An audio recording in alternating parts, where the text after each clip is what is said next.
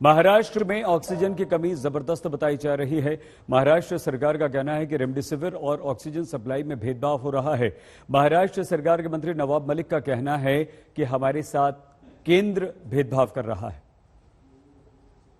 Remdesivir को लेकर जब एक सप्लायर को विलेपार्ले पुलिस स्टेशन ने पूछताछ के लिए बुलाया तो leader of opposition Devendra Fadnavis police station पहुंच गए। इस बारे में और ज्यादा जानकारी देने के लिए नवाब मलिक साहब हमारे साथ हैं। सर, साफ तौर पर दिख रहा है कि रेमडेसिविर के लिए सप्लाई को पूछताछ की जा रही थी। इन्फॉर्मेशन ये थी कि 60,000 वाइल्स कहीं स्टोर की गई है, जिसके बारे में जानकारी थी। तो इसमें जो है लीडर ऑफ अपोजिशन ने कहा कि उस शख्स को रिहा करना चाहिए। आगे क्या जानकारी मिल पाई सर पूरे मामले में? राजेश धुकानिया जो ब्रूक फार्मा के मालिक हैं, लगातार बीजेपी उनकी वकालत करती रही थी। लगातार भारतीय जनता पार्टी के नेता ट्वीट कर रहे थे कि 50,000 वायल हम इनसे लाएंगे महाराष्ट्र में।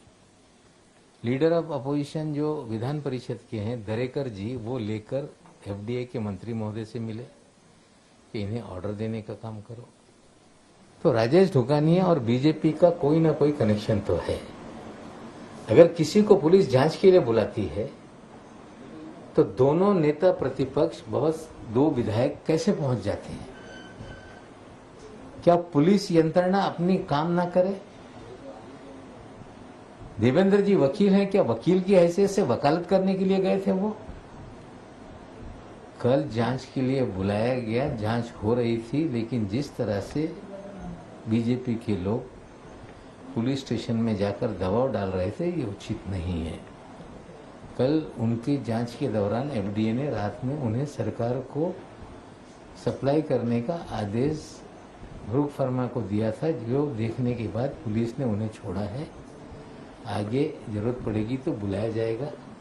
देखिए, रेमडेसिविर का जो खेल है महाराष्ट्र में, उसमें बीजेपी शामिल है, ये कल की घटना से स्पष्ट हो गया है। बिल्कुल। और सप्लायर्स के साथ सांठगांठ की बात भी सामने आ रही है। बीजेपी की जो गुजरात प्रदेश अध्यक्ष है वो बीजेपी ऑफिस में रेमडेसिविर दे रहते हैं और ये सप्लायर दमन के।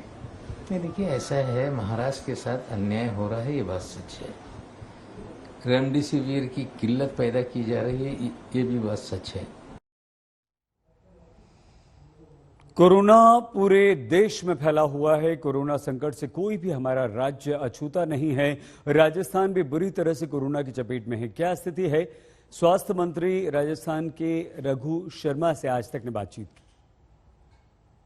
राजस्थान में जिस तरह से कोरोना का विस्फोट हुआ है वो डराने वाला है। हमारे साथ है राज्य के स्वास्थ्य मंत्री रघु शर्मा, उनसे बातचीत करते हैं। सर, जिस तरह से इतनी बड़ी संख्या आ रही है, इस तरह से अगर बढ़ता रहे तो त्राहिमाम मच जाएगा। केसेज 16 फरवरी को हमारे यहाँ 60 केसेस थे और एक्टिव केसेस 1500 के करीब थे। आज हालात ये हो गई कि हर रोज बढ़ रहे हैं। कल का जो आंकड़ा आया, 9,046 पॉजिटिव केसेस एक दिन में आए और कैजुअलिटीज हर रोज कभी 37 हो रही है, कभी 31 हो रही है, कभी 32 हो रही है।